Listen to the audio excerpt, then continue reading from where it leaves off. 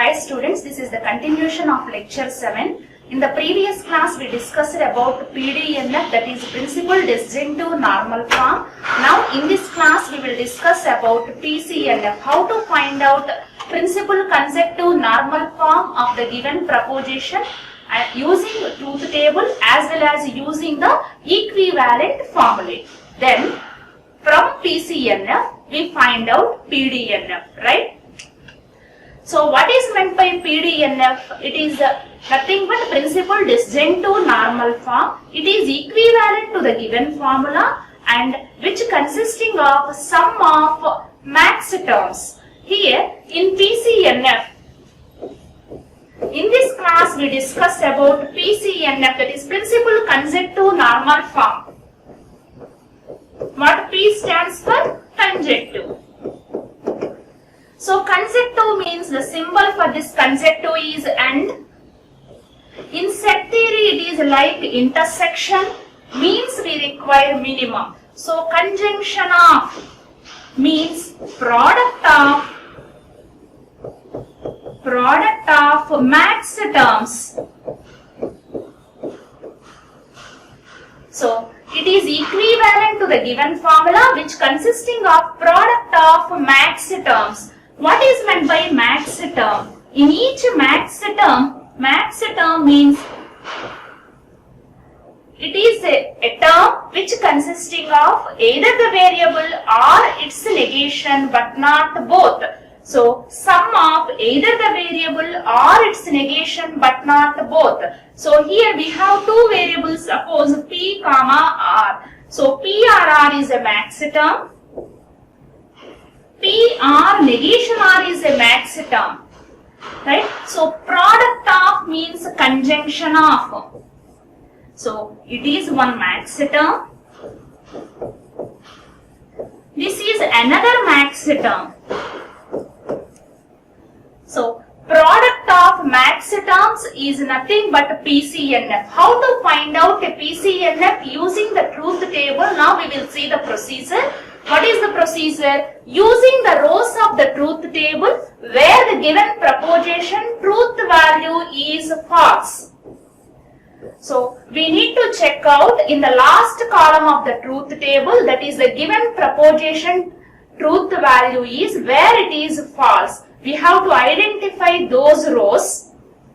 If F appears, write the corresponding max term of particular row. So wherever the false truth value is false, corresponding max term we have to note down. Then the conjunction of those max terms gives us the PCNF. Now we will see the problem. Obtain a principal consecutive normal form of this given proposition.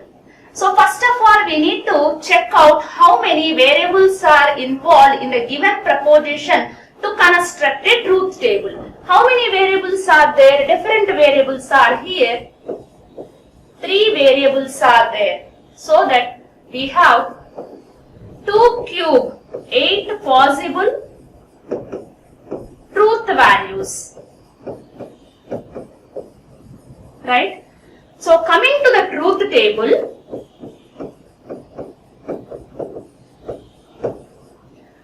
so we have different columns depending on the given proposition, because here we require 3 different variables P, Q, R. Because PCNF principal consecutive normal form means it is product of elementary sums. Right? How many elementary sums are there for 3 variables? For 3 variables P, Q, R, we have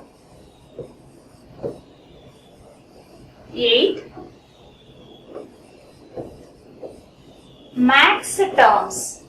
How many max terms are there? 8 max terms. Right? So this is not elementary sums. It is product of max terms. How many maxiterms are available? For three variables P, Q, R, we have 8 maxiterms. What are those? Maxiterm means we need to write P, R, Q, R, R. So next Q, R, negation R. P, R, Q, R, negation Q, R, R. P, R, negation Q. R, negation Q, R, negation R. Till now we complete 4 maxiterms. 4 more maxiterms are there. Negation P, R, Q, R, R. Negation P, R, Q, R, negation R. Then negation P, R, negation Q, R, R. Negation P, R, negation Q, R, negation R. These are the 8 maxiterms. To find out all these 8 maxiterms which involves negation of the variables also. So we need to find out negation P, negation Q, negation R. Right? Next we need to write down 8 maxiterms. So P, R, Q, R, R. P, R, Q, R, negation R. P, R, negation Q, R, R. Next, P, R, negation Q, R, negation R. Negation P, R, Q, R, R. Negation P, R, Q, R, negation R. Negation P, R, negation Q, R, R. Negation P, R, negation Q, R, negation R. For any 3 variables proposition, all these columns are required columns. Next, coming to the given proposition, it requires P and Q and R. So the next becomes P and Q and R. Next column, negation P and R and Q. Negation P and R and Q. One more term is negation P and negation Q and negation R is the next column. Right? So we separate the given proposition according to the given parenthesis. So first parenthesis term, then next parenthesis term, next this is the third parenthesis term. So to get the given proposition, we need to join this 1, this is a 2, it is 3. So join these 3, 1, R, 2, R, 3. Join 1, 2 and 3 using the disjunction symbol. These are the columns we need to find out for every possible truth values of P, Q, R. We will see in the next table. Right. This is the truth table construction because our proposition consisting of 3 different variables P, Q, R. So the first column P, Q, R. Next, these are the maxiterms. Up to here, these are the maxiterms. So maxiterms are fixed terms. Only we have 8 maxiterms corresponding to 3 propositional variables. If only 2 propositional variables are there, we have 4 maxiterms. So because here 3 propositional variables are there, we have 2 cube 8 maxiterms. So these are the 8 maxiterms. Remember these 8 maxiterms. Now to find out all these 8 maxiterms up to here, we require negations also. Right? Next, to find out the given proposition truth value, so it is the given proposition. So what is the given proposition? P and Q and R, then R, negation P and R and Q, then negation P and negation Q and negation R. So now we are splitting the given proposition into 3 parts because 3 bracket parts are available. We find out each bracket part, first its a truth value, then we join those 1, 2, 3 using R symbol, that is the given proposition. So because here we have 3 different variables are there, we have 8 possibilities. How can we write the 8 possibilities? 2 possibilities set, right? Twice. So before the first set of possibilities, write 4 times T. Before the second set of possibilities, write 4 times F. Like that we are getting 8 possibilities without repeating any one and also without missing any one. So these are the 8 combinations. 8 possible combinations of truth values, right? Then we find out negation of P. The negation of true is false and negation of false is true. We find out negation P, like that negation Q and negation R. Now P or Q or R, this is the first max term, right? So we find, using disjunction, we find out their values. You have to remember one thing, when we apply the disjunction table, only in one case it is false if all are false. Right? So all are false in the last case only, so you get false here. So if you observe any max term column, only in one case you will get false. So next find out P or negation Q or R, here you get false. Then here. Like that, if you observe all the 8 max terms, diagonally you are getting false. In all the other cases, we are getting only true. Suppose if we are getting more than one time false in any max term column, it means that you solve the problem in a wrong way. So remember that only one time it is false. If you take this order only, you will get this like this F, right? In the first column, last column you will get F. In the second column, last but one, like that you will get F. But you need to remember one thing, in every column only once you will get F, where we find out max terms truth values. Next, given proposition first part. This is AND table. AND means in conjunction table only one case it is true, that is if both are true. Here we are applying for 3 variables P and Q and R. For 3 variables when we apply the conjunction, if 3 are true, then it is true. If any one is false, it is false. Any one is false or 2 are false or 3 are false, it is false. If all are true, then only it is true. So like that we find out 1, 2, 3 propositional values. Right? Next, we join these 1, 2, 3 using the disjunction. Again disjunction, same logic. If all are false only, it is false. If we observe the final column, last column truth values, because we are calculating the PCNF, so that we need to check where the propositional truth value is false. Where it is false, I mentioned here clearly using the red color. So we have to identify those rows. Corresponding to this F, here it is F. So next F, it is F. So identify those particular rows. In the max terms where it is F, circle that F. So corresponding to this F, from 1 to 8, the max terms, only in one way, only in one place it is false. Where it is false, this one. We leave this one because it is true. Next one is F. Corresponding to this F, here it is F. Next one is also F. Corresponding to this, here it is F.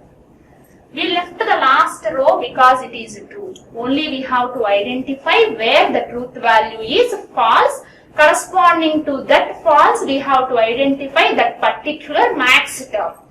So, if you see here, only we are getting second, third, fourth, sixth and seventh. in 5 places we are getting false. Corresponding to those 5 places we identify the max terms negation P and R, negation Q R R. This is the max term. Next one is negation P R Q R, negation R, negation P R Q R R, P R negation Q R R. Next one P R Q R negation R. You need to write all these 5 max terms and combine those max terms using the conjunction symbol. You will get PCNF. So there are 5 cases where the proposition is false. 2, 3, 4, 6 and 7 we are getting the false cases. So we write corresponding proposition values, max terms. So these are the 5 max terms. We write those max terms and we join using conjunction symbol. We will get easily PCNF, product, right? PCNF means product of, sorry, no, it is not, product of max terms. We call it as product of max terms.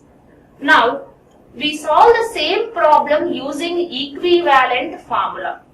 This is the given proposition, right? So, in the first one, you have 3 variables. So, like that, you have to check everywhere. Next, we write this in the order negation P and Q and R. Write the third term as it is. If we observe here, we require product of max terms. Means in brackets we require R symbol. In brackets we require R symbol. But here inside the brackets we have end symbol. Right. So we have to disturb this one using distributive law. How can we disturb this using distributive law? So see here. Here also again inside bracket we require R symbol. For that purpose, we take this Q and R common, right? So, we apply the distributive law. How can we apply the distributive law? Here, what is the common part? Q and R is the common part. So, what is remaining? P and negation P. In between these 2 brackets, R symbol is available. So, we need to apply the distributive formula. So, P, R, negation P and Q and R, right? So, next term, negation P and negation Q and negation R. Now, here, P, R, negation P and Q and R are negation P and negation Q and negation R. This is not there. Previously, we applied the distributive. So, by combining these 2, we will get this one, right? P R negation P is true and Q and R.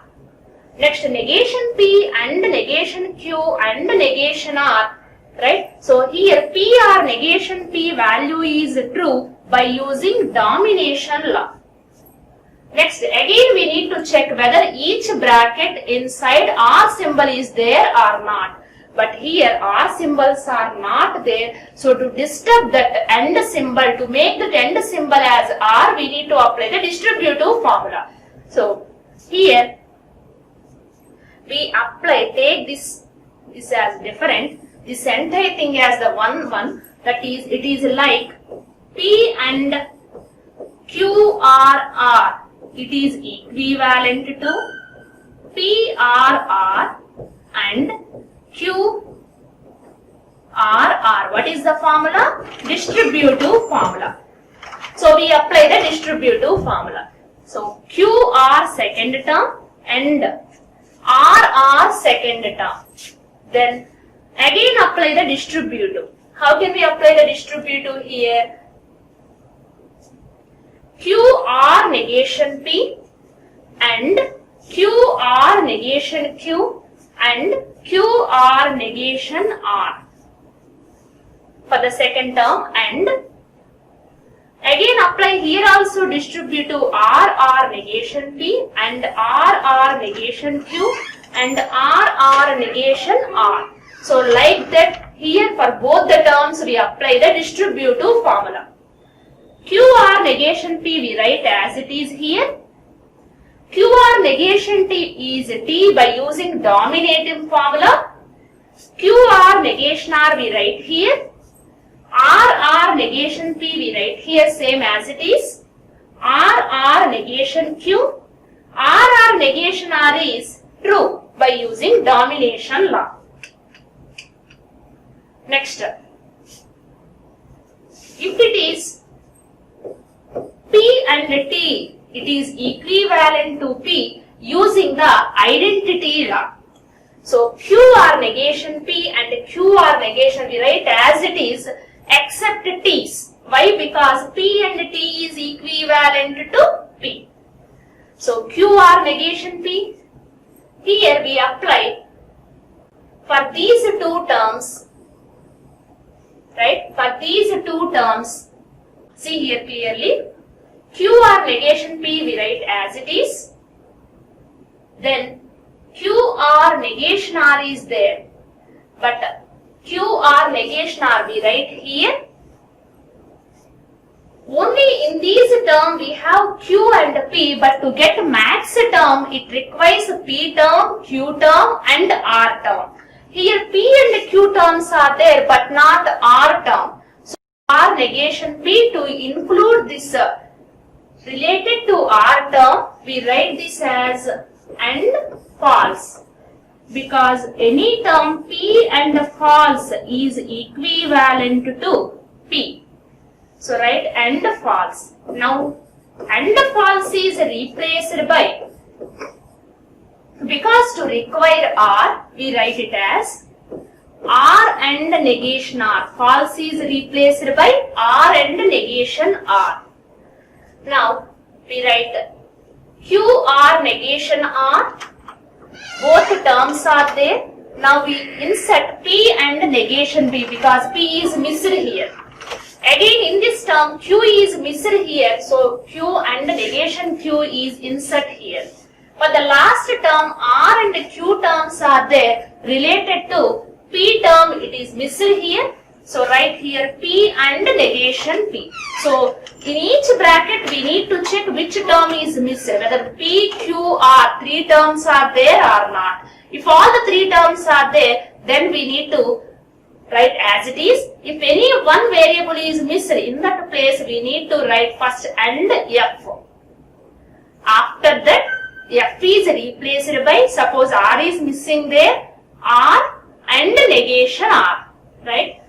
So now coming to the next step, again we apply the distributive QR negation P R R, then QR negation P R negation R. It is like P R Q. It is like P and Q R R. It is equivalent to P and Q or P R R. We apply here. We split this as P and Q. It is entire thing R. So P and Q R negation R. Second one R negation P R. P R Q R negation R. Now this one also. Here also we take this one as one term, this one as second term, this entire thing as a term. We apply distributive like that. Here if you observe, if any term is repeated twice, we write only one time. Negation P R Q R R. Right? So like that, if any term is repeated, we write only once. So duplication of terms avoid here. Finally we will get each term is a max term. Now product of max terms is nothing but PCNF. Now calculating PDNF from PCNF. Let A be the given proposition. How can we calculate PCNF? The remaining max terms conjunction is nothing but negation of A. So negation A, there we are getting only 5 max terms. Remaining 3 max terms here we write. Remaining 3 max terms we write, because in A, while calculating PCNF, we get only 5 terms, 5 max terms, remaining 3 max terms conjunction, then apply once again negation. So right side also apply negation. Take that negation inside of the brackets, we call it as De Morgan law. So by De Morgan law, take this negation inside of that. So when negation of negation P becomes P, when we apply negation to N it becomes R, when we apply negation to R it becomes N. It is the required PDNF. This is the procedure how to calculate PDNF from PCNF. Right, in this class we discuss how to find out PCNF using truth table as well as equivalence formulae.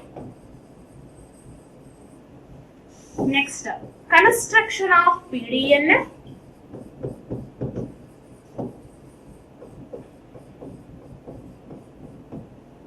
Using PCNF.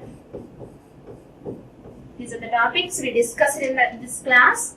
Next, you need to solve this problem, obtain the PCNF of given 3 problems. That means negation of PRQ, conditional, biconditional. While applying the equivalence formulas, you replace this negation using the formula negation PRQ and replace this biconditional using the equivalent formula P and Q are negation P and negation Q. Thank you.